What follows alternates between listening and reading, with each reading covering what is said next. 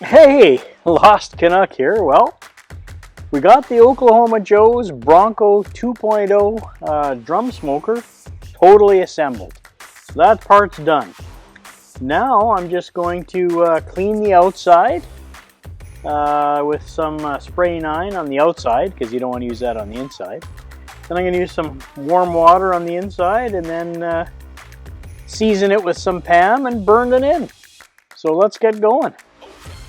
And for my Hispanic viewers, a mis amigos que hablan español, los subtítulos debajo.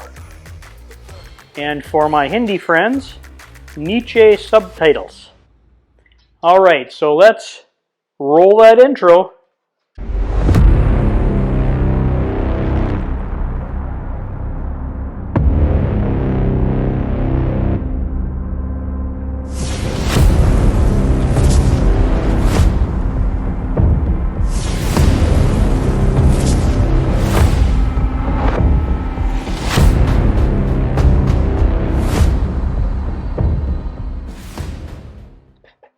So we're going to close everything up, take these stickers off.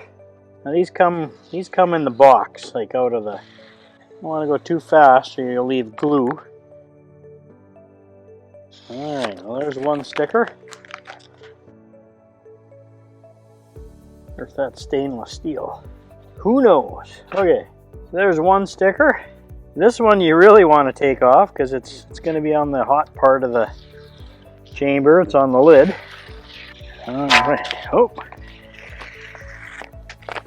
Almost got her off in one piece. Maybe that'll burn off too. And we got some Permatex on there from when we sealed everything up. No gaskets on this one. I only have one small pet peeve on this grill that may need a hack. Is how the door closes. Doesn't close very good on my grill. It doesn't latch is what I'm saying. So I'm thinking maybe I'll need a little Destaco clamp or something to help it. I've got some of the baskets out for seasoning. So let me get the door closed up here. That's the part I don't like. Oh, the door has a sticker too. See, that's the looseness of this door. I don't know. Could use a Destaco clamp right there. Okay, there's the last sticker you'll need to remove. And just wipe that off. So we're all wiped off. Gonna get some warm water and we'll wipe the inside down, get rid of some of the manufacturing oils, and then get it seasoned up. I'll be right back with some warm water. Okay. Lost Canuck back here again with some hot water. Now this came out of my tap. It's really super hot. You just want to get a rag. I don't know if you can see, but there's dust and gunk in here from their manufacturing facility. So just take some water and a rag and we'll just wipe it off. There's probably leftover oils and everything else in here. You can see my rag's turning black from crud in there because we're going to spray it down with PAM. You don't want to seal it in with the PAM. So just take the warm water, take some of the oils off of here. Dust is what I'm concerned about from the manufacturing facility because I've never seen a... So now that you got that wiped off, we're going to dry it with another rag. Alright, we're going to dry the inside off with another, these are just Costco microfiber towels. Just get all the water out, a little more dust, and we'll PAM it down and light it up for seasoning. Okay, it's dry. Save these. Okay, now this is just regular old PAM. You can get it at any grocery store. Nothing too crazy.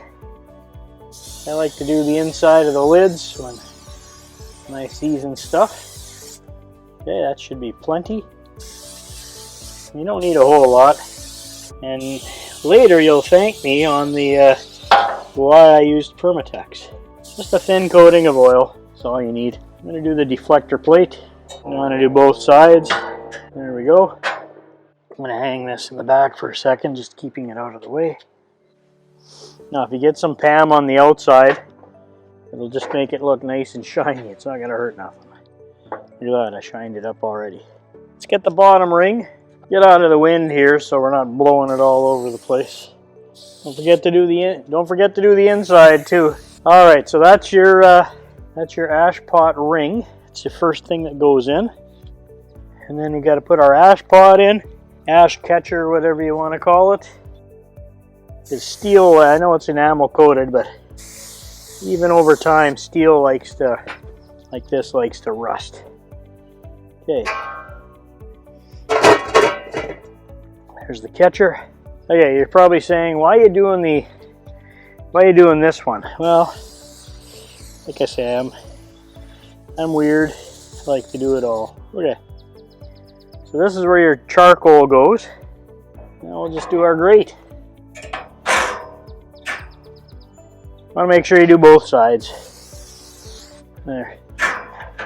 Okay, done. Took about 2 minutes.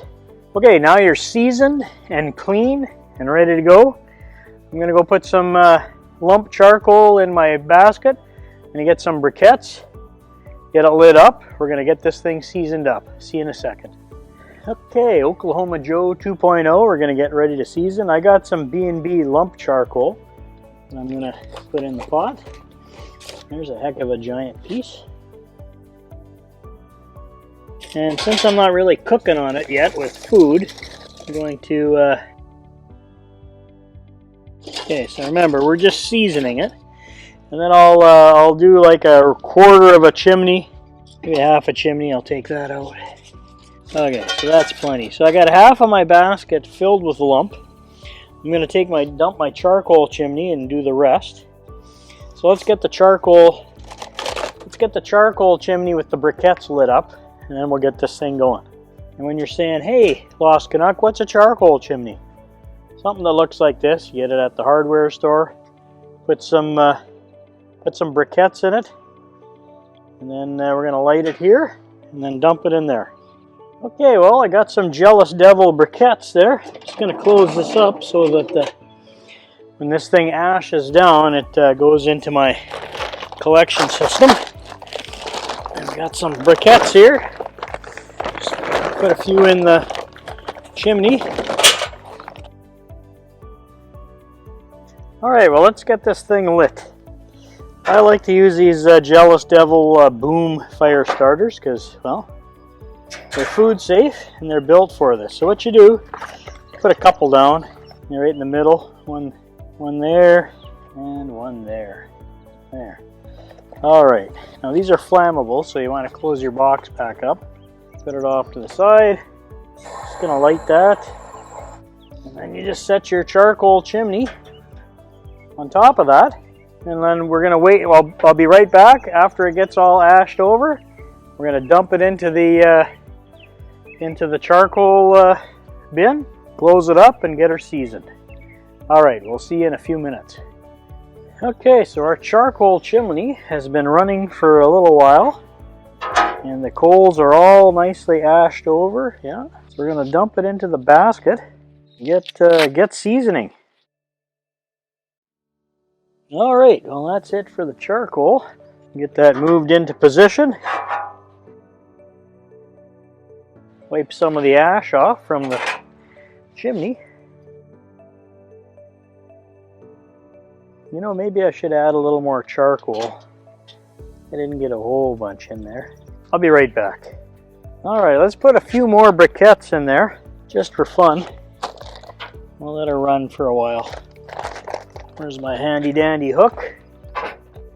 So I don't burn the crap out of my hands.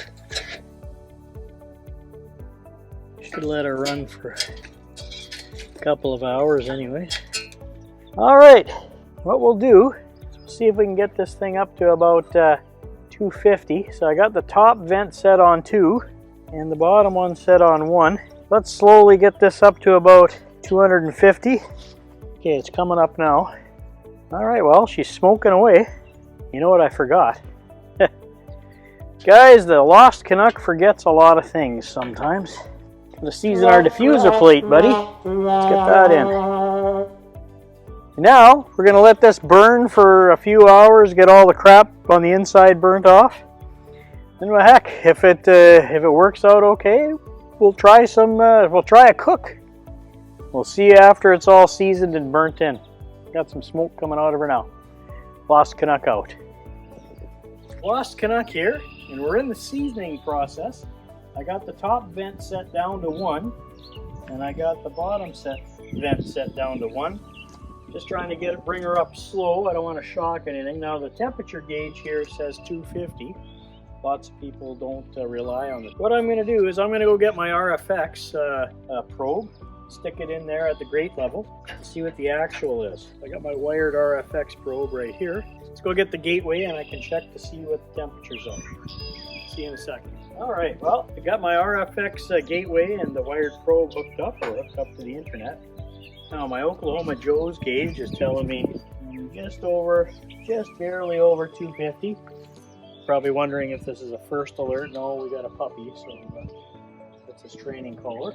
So I got the top vent set at 1, and the intake set just barely at 1. Gonna go low and slow, let this thing heat up, burn it in the right way.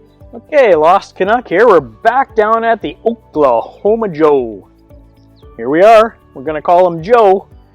And I got the RFX gateway plugged in now. It's hooked up to the internet. Got the wired probe hooked into her so I can get the at grate temperature. Now the thing is telling me the gauge here says about 260. Not sure, I'll have to check. I got the intake open at just below 1. Exhaust at 1.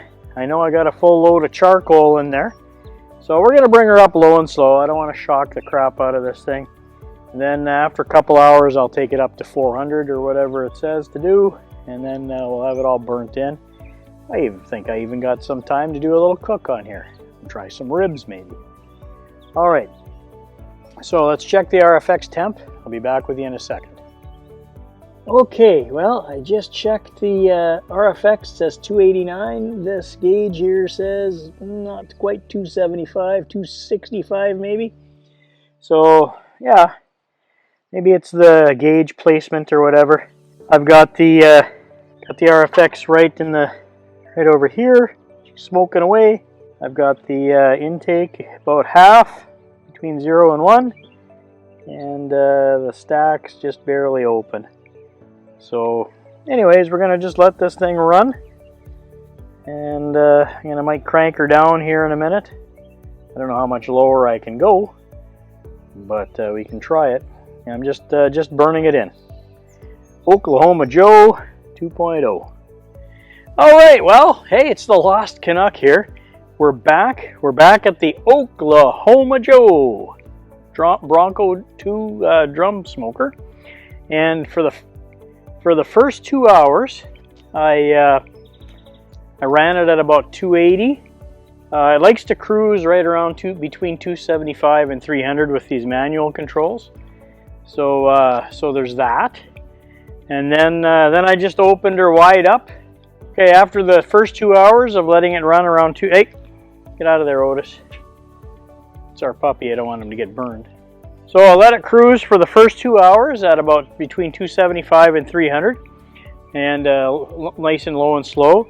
And then I opened up the vents wide open, and it got up to about 400 for the last, I don't know, 3 hours. I'm just trying to burn the charcoal out of it.